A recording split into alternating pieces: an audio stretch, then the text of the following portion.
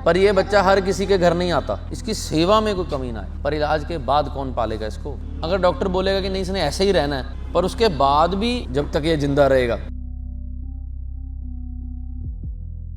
बच्चा थोड़ा सा दुनिया से अलग है, बाकियों से बहुत अच्छा है, भगवान के स्पेशल बच्चे बोलते हैं इनको। तो इनका जो ट्रीटमेंट डॉक्टर ने बोला वो तो हम करवाएंगे, पर असलियत जो बच्चे को देख के या आपने बताया कि वो जब जन्म हुआ था रोया नहीं था, तो वो ये है कि ये बाकी बच्चों से अलग होकर रहेगा।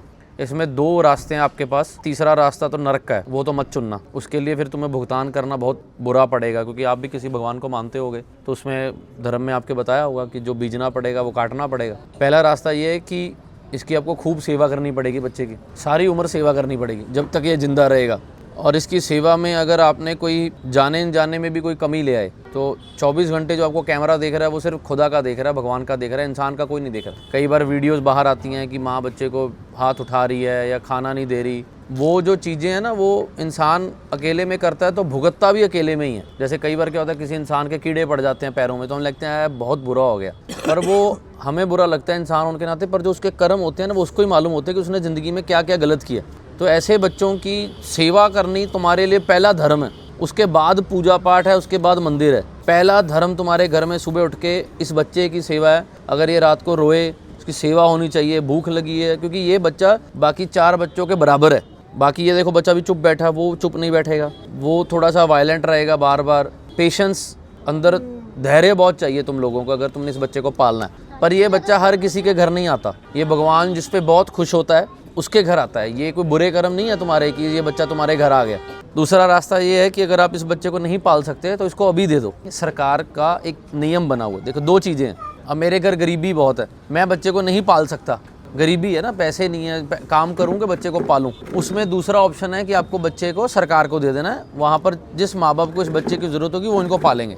वो नहीं करना है तो पहले वाला ऑप्शन बचा है, इसकी सेवा में कोई कमी ना है। तुम मासी हो, तुमने रखा हुआ बच्चा कि इसका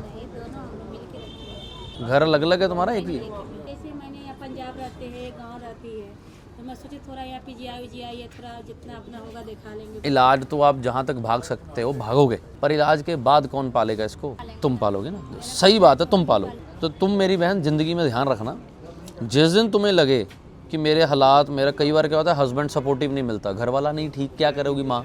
अब घर वाला खिज रहा है तुमसे, घर वाले को दिक्कत हो रही, कोई घर वाले ने जन्म नहीं ना दिया इसको।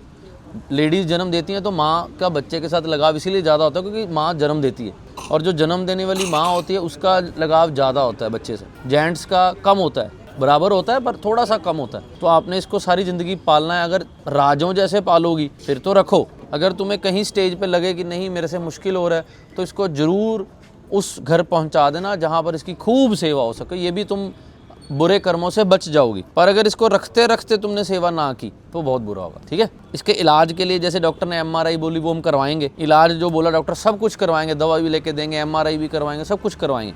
पर उसके बाद भी अगर डॉक्टर बोलेगा कि नहीं इसने ऐसे ही रहना है, तो फिर तुम्हें बहुत बड़ा डिसीजन, बड़ा दिल करना पड़ेगा इसकी सेवा के लिए। बहुत अच्छी बात है, भगवान ने समझ के हम इसकी सेवा करें। ये बातें करनी और अमल करनी दोनों में बहुत अंतर है। सियानी बातें तो मैं भी सारा दिन करता हूँ, पर जब अमल करनी पड़ती है ना तो फिर जान निकल जाती है। जैसे हम बोलते हैं माँ बाप की सेवा करो, माँ बाप से खिजो मत, माँ बाप के पैरों में जन्नत है, पर जो लोग माँ बाप से बहसते हैं, एक दूसरे के माँ बाप को गाली निकालते हैं, फिर कहाँ जाते हैं संस्कार? नहीं तो हम तो यही समझ लेंगे भैया कि ये हमारे घर में हमेशा छोटे बच्चे। हाँ, तुम्हारे घर में समझ लो कि माँ चिंतपूर्णी लगा लो, जिसको भी तुम देवी को मानते हो वो देवी आ गई तुम्हारे घर। हम जब मंदिर जाते हैं कैसे हाथ जोड़ते हैं ना कि गलती ना हो जाए, हाय भगवान से तुम बहुत प्यारे हैं। अगर यही भगवान घर आ गया तो फिर हम उससे गुस्सा भी नहीं कर सकते। ये भगवान तुम्हारे घर आ गया, इसकी सेवा करो, खूब सेवा करो। इसकी सेवा में जो तुम्हें हमारी मदद चाहिए होगी वो हम आपकी करेंगे। ठीक है, अब आपकी स्कैन करवा देते हैं, जाओ टेस्ट करवाओ, इलाज करवाओ। ये जो MRI ब्रेन लिखी है ना, इसका हम पैसे तो दे देंगे, पर ये होनी कब है? हाँ बस ठीक है, हम यहाँ पर आपको कार्ड बना देते हैं, वहाँ से कार्ड से हमारे आपको पैसे मिल जाएंगे। जितने डॉक्टर बोलेगा उतने पैसे हम वहाँ पर पहुँचा देंगे, पर आप इसकी सेवा में कोई कमी मत आने देना। मतलब भैया कि हम लोग अपने से कोशिश करेंगे। हमने भगवान से ये बोले हैं कि ये बोले बच्चा ना बोले, भगवान इसको पढ़ खाली ठीक कर दे, खाली चलने लगे अपने वास्ते। अच्छा, अगर भगवान ने नहीं किए फिर? तो नहीं किए तो फिर तो हम तो जानेंगे कि हमारा ये बच्चा हमेशा छोटे ही रहेगा। हर तरफ से तैयारी रखो। भगवान करे जंग ना हो दुनिया में, पर अगर हो गई तैयारी तो रखें। हम तो चाहते हैं कोई ना मरे, मैं चाहता हूँ मेरे माँ बाप को भी बूढ़े ना हो, मेरे माँ बाप को भी मरे ना, वो तो एक दिन सबने जाना है, तो दिमाग तो प्रिपरेशन चाहिए ना पहले। तो मैं चाहता हूँ भगवान आपका बच्चा आम बच्चों से 100 गुना अच्छा करे, वो तो सब चाहते हैं, कोई चाहता है हमारा बुरा हो, पर हमने थोड़ा तैयारी भी करना है कि अगर हमारे घर में कोई तंगी आ जाती तो क्या करना है। बाकी बड़ा अच्छा लगा, मासी आपकी ऐसी है, ऐसी मासी मिलती कहाँ है।